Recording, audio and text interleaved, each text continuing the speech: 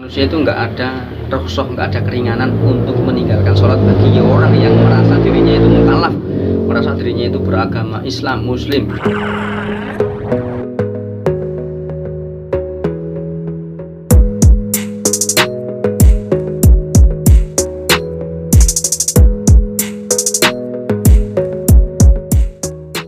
Assalamualaikum warahmatullahi wabarakatuh. Alhamdulillah wassalatu wassalamu ala Rasulillah Sayyidina wa Maulana Muhammad ibn Abdullah wa ala alihi wa ashabihi wa man tabi'ahum bi ihsanin ila yaumil qiyamah. La haula wala quwwata illa billah. Ba'dah, kembali lagi bersama Gembel Sarungan Official. Apakah boleh seseorang itu meninggalkan sholat fardu?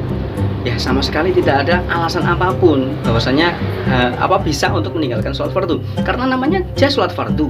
Sholat fardu, apalagi fardunya adalah fardu ain, diwajibkan bagi setiap orang yang mengaku dirinya muslim, ya, kecuali hanya orang-orang yang terkecuali. Satu, itu orang yang majnun, orang yang gila, itu nggak diwajibkan untuk sholat, tidak disyariatkan untuk sholat. Ya mau gimana lagi, orang yang pikirannya itu sudah hilang.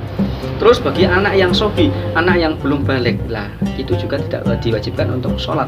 Dan untuk orang-orang yang perempuan yang haid atau nifas, itu juga tidak diwajibkan untuk sholat, dan bahkan haram hukumnya. Ya, nggak boleh wanita itu sholat, wanita kalau sedang haid atau nifas, karena ada halangan. Ya, di sini saya membahas tentang bukan haid dan nifas. Kalau masalah ini mah kalian pasti paham. Ya, itu jadi diwajibkan, tidak ada alasan apapun untuk meninggalkannya. Nah, ketika kita di perjalanan itu bagaimana? Perjalanan sangat jauh sekali, dan seumpama kok sholat duhurnya itu tidak memungkinkan untuk sholat, berangkatnya kita jam 10 dan sampainya itu kok jam 3, sedangkan jam 3 itu sudah masuk waktu asar. Itu gimana? Makanya di situ Allah memberikan keringanan untuk kita yang namanya rukhsah, ya. Rukhsah itu keringanan buat kita, yaitu bahwasanya di situ ada yang namanya sholat jamak takdim lah, ada jamak takhir lah, ada pula yang namanya jamak qashar lah, jamak takdim qashar, jamak takhir qashar. Ada yang boleh juga melakukan qashar tok. Kalau di qashar itu sholatnya diringkas, yang tadinya 4 jadi 2. Tapi rata-rata orang itu menggunakan jamak qashar, ya jamak disatukan waktu dan dikosor, dan sholatnya diringkas. Dan intinya dalam saya membahas tentang konten ini, tentang sholat itu, yaitu bahwasanya sholat itu tidak boleh ditinggalkan dalam keadaan apapun, ya, sama sekali tidak boleh ditinggalkan, kecuali tadi yang sudah saya sebutkan tadi, ya. Jadi terus bagaimana kalau orang itu sudah sakit, nggak bisa ngapa-ngapain? Nah, di situ juga masih ada dalam fikih disebutkan bahwasanya sholat itu nggak boleh ditinggalkan. Makanya ada yang namanya sholatnya diperbolehkan mutojian, mustalqiyan. Ada lagi yang ma'a bitorfaihi, ma'a biqalbihi. Nah, itu bahwasanya kalau tidak mampu sholat dengan berdiri, maka tuh boleh sholat dengan miring, tidur miring, yaitu kepala berada di arah kiblat, menghadap kepala berada di arah itu namanya apa ya, utara, dan menghadap ke arah kiblat. Dan ketika itu seperti itu tidak mampu, maka sholatnya mustalqiyan, sholat dengan tidur, kepalanya di arah timur dan menghadap ke arah kiblat, seperti itu. Jadi dikasih bantal sedikit. Kalau sudah nggak bisa gimana? Sudah nggak bisa gerak sama sekali, kan nggak bisa, kan sholatnya sambil gini, pokoknya pakai isyarat aja. Kalau sudah nggak mampu bagaimana? Nah, itu sholatnya terus ma'a bitorfaihi, sholatnya menggunakan matanya aja, karena sudah tidak mungkin untuk bergerak, karena sudah nggak bisa lagi. Gimana? Auma biqalbihi, yaitu dengan hatinya yang sholat, hati yang sholat. Itu karena sudah dalam keadaan yang sangat tidak memungkinkan untuk tubuhnya untuk bergerak, matanya pun sudah nggak bisa bergerak lagi, tapi nyawa masih tertanam, kesadaran masih ada, maka masih diwajibkan untuk melakukan sholat fardu, ya. Ini yang saya bahas, bukan sholat sunnah. Kalau sholat sunnah itu beda pembahasan lagi. Ini yang sedang saya bahas itu sholat fardu. Nah, kalau di jalan tidak menemukan air itu gimana, Mas? Ya itu masih ada pasir, ada tanah lah. Kalian bisa itu namanya tayamum, supaya, karena tayamum itu bisa menggantikan kedudukannya wudhu dan mandi jinabat. Ketika kalian punya jinabat di jalan, aku nggak bisa sholat ini karena saya sedang jinabat, nggak ada alasan, harus tetap tayamum dan sholat. Kalau sudah nggak punya wudhu, ya harus tayamum terus sholat, seperti itu, ya. Jadi nggak ada alasan apapun. Kalian cuma punya air aqua segini, itu bisa untuk wudhu, aku tapi jangan minta tolong orang, itu namanya makruh ya. Tetap kalau bisa sebisa mungkin pakai tangannya sendiri, kecuali benar-benar tidak bisa, keadaan yang tidak memungkinkan. Karena makruh ya minta tolong menggunakan wadah untuk untuk wudhu kita orang yang suruh ngetur kayak gitu ya. Jadi itulah yang namanya sholat fardu. Lah saumpama di sini pembahasannya saumpama sedang berada di kendaraan yang tidak memungkinkan bahwasanya kita akan turun dari kendaraan tersebut. Contoh naik pesawat, itu gimana? Ya itu ya, bahwasanya sebisa mungkin ya sebelum naik pesawat itu dalam keadaan sudah berwudu. Tapi itu susah ya, kadang perjalanan itu sampai 7 jam 12 jam, itu gimana? Ya sholatnya itu cukup dengan hormatil waktu, nggak wudu, nggak tayamum ya, sholatnya diniati hormatil waktu ya. Saya berniat sholat fardhuhur karena menghormati waktu, gitu aja sudah cukup. Jadi sholatnya sudah seolah-olah itu sudah di DP ya, sudah di DP. Nanti kalau sudah di bawah nanti diulangi lagi, yaitu diqodho sholatnya. Seumpama ini kok belum diqodho, terus seumpama kok pesawat itu meledak dan seseorang itu mati dalam pesawat tersebut tapi sudah melakukan sholat hormatil waktu, apakah dia mendapatkan dosa? Tidak ya, karena itu sudah di DP ya, bahwasanya sudah melakukan sholatnya, sudah di DP. Ketika sudah meninggal ya itu hukumnya sudah termasuk sudah sholat, seperti itu ya. Terus ketika kita naik kapal itu gimana lah? Di sini kan memungkinkan untuk berwudu lah, kita bisa berwudu dulu, terus kalian ya beriktikad bahwasanya kiblatnya insya Allah kiblatnya sana, walaupun itu salah itu tetap sholatnya sah. Yang penting kalian yakin bahwasanya yang kalian hadap itu adalah arah kiblat. Kalau kalian takbir Allah, sholatnya sah nggak? Sah ya.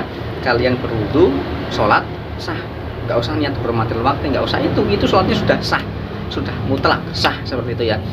Dan ketika kita naik motor itu bagaimana? Apakah bisa sholat ya? Naik motornya turun dulu lah sebentar, masa iya mau sholat pakai naik motor, kecuali sholat sunnah, tapi bukan sholat sunnah yang ada namanya, sholat tahajud, sholat duha, itu nggak boleh di motor, kecuali sholatnya adalah sholat mutlak, sholat yang nggak ada namanya sholat mutlak, yaitu Allahu Akbar, saya berniat sholat sunnah, gitu aja niatnya.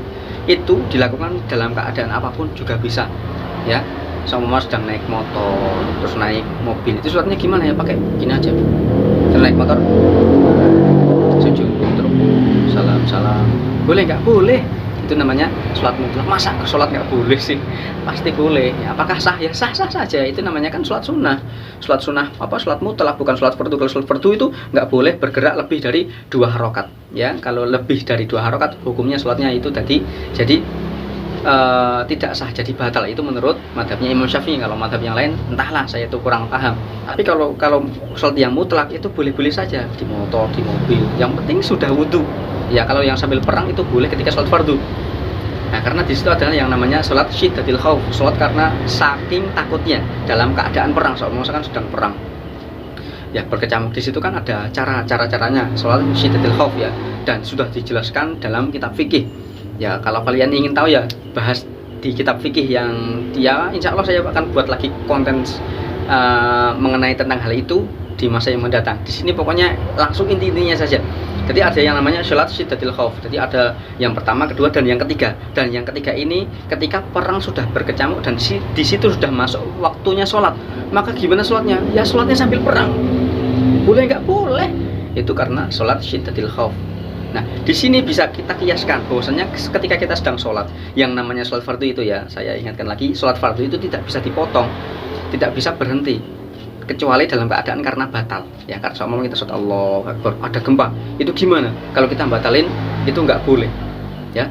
Ya boleh-boleh aja, tetapi ya lebih baik jangan dibatalkan. Jadi kalau gempa gimana? Lari aja, lari. Nanti kalau sudah menemukan tempat yang sekiranya aman, teruskan sholatnya. Itu bisa kita kiaskan karena ada syiddatil khauf, kita sangat takut ya. Kalau nanti kerobol Roma malah gimana? Enggak, malah bahaya. Kita lari aja, teruskan di luar. Itu saya pernah ngaji ya, keterangannya seperti itu, ngatain seperti itu, bahwasanya harus diselesaikan sholat fardunya di tempat yang lebih aman lagi. Itu kalau sholat sunnah itu tadi ya, di motor. Dulu Habib Salim Asy-Syadzili juga seperti itu, sholat di mobil. Waktu itu kan sedang ke Kebumen, ke santrinya, sedang berkunjung ke santrinya. Di saat itu beliau itu sedang sholat, padahal sholatnya itu hadapnya nggak ke barat. Kayak mobil itu kan kesana kemari, sholat terus. Beliau itu selalu sholat. Orang-orang Yaman itu seperti itu, kalau pergi naik mobil itu sholat ya. sering banget sholat, yaitu sholat sunnah yang namanya sholat mutlak, yang nggak ada namanya. Kalau sholat tahajud, sholat duha itu alangkah baiknya ya jangan di jalan ya. Kalau bisa itu ya sholatnya ya seperti sholat fardu, karena berbeda sholat mutlak sama sholat sunnah, seperti itu ya. Jika kalian punya pendapat yang lain, kalian bisa tulis di kolom komentar soal ini. Bahwasanya ya itulah yang namanya sholat fardu, itu nggak ada rukhsah apapun untuk seseorang untuk meninggalkannya, kecuali orang-orang yang terkecuali tadi ya, gila, anak kecil, dan orang yang haid atau nifas. Kalau ya laki-laki itu nggak mungkin haid, nggak mungkin nifas. Mungkin kalau gila itu juga mungkin ya, kalau nggak ingin sholat 5 waktu ya gila aja, seperti itu ya. Karena kita itu orang mukallaf ya, orang mukallaf itu yang akal balik ya, kita berakal, kita balik, kita tahu tata cara sholat, maka kita sholat. Kalau kita seumur bodoh ya, kita sholat. Kalau kita nggak mau ngaji, kita nggak mau memperdalam caranya sholat, kita tetap dosa. Tetapi kalau kita berguru kepada seorang yang bisa mengajarkan kita untuk sholat, dan kita sholat tetapi kita tetap masih aja salah, tapi kita masih tetap berguru kepada orang yang mengajarkan kita sholat, maka selama kita sholat, walaupun kita salah, kita akan tetap mendapatkan pahalanya bulat utuh ya. Yang penting kita masih belajar. Kalau kita nggak mau belajar, kita tetap sholat aja ya, itu ya alhamdulillah masih mau sholat, tapi tetap gimana ya, yang namanya orang tersesat itu ya harus bertanya. Masa sudah tersesat teruskan aja, tapi yang mending lah daripada nggak sholat sama sekali ya. Dan intinya itu tadi, manusia itu nggak ada rukhsah, nggak ada keringanan untuk meninggalkan sholat bagi orang yang merasa dirinya itu mukallaf, merasa dirinya itu beragama Islam, Muslim, harus melakukan sholat seperti itu ya. Jadi tentang itu sholat sunnah itu juga hukumnya sama yang namanya sholat fardu. Maksudnya dilakukan dimanapun itu juga harus melakukan ya harus dilakukan seperti fardu. Tapi kalau sedang di jalan, kita terus hormati waktu untuk melakukan sholat sunnah yang ada namanya itu sholat tahajud duha, itu ya lebih baik nggak usah aja ya. Tapi kalau sholat fardu itu kan namanya fardu, harus dilakukan, makanya boleh dalam keadaan seperti itu. Seumpama kan naik pesawat ya, naik pesawat melakukan sholat fardu dalam keadaan sudah berwudu, atau seumpama sudah bertayamum, dan bertayamum menggunakan lebu, menggunakan debu, maka boleh nggak sholat di pesawat? Ya boleh. Tapi kalau itu tadi yang saya jelaskan kan kalau belum berwudu, terus gimana ini ya, makanya sholat hormatil waktu ya, sampai bawah diqodho. Tapi kalau sudah dalam keadaan berwudu, sudah dalam keadaan bertayamum, maka sholat aja sah nggak sah, kita turun nggak usah qodho, seperti itu ya. Ya kalau sholat sunnah itu kalau di jalan itu kalau mau dilakukan sholat hormatil waktu ya mending nggak usah ya. Sholat hormatil waktu itu untuk sholat fardu, bukan untuk sholat sunnah yang ada namanya.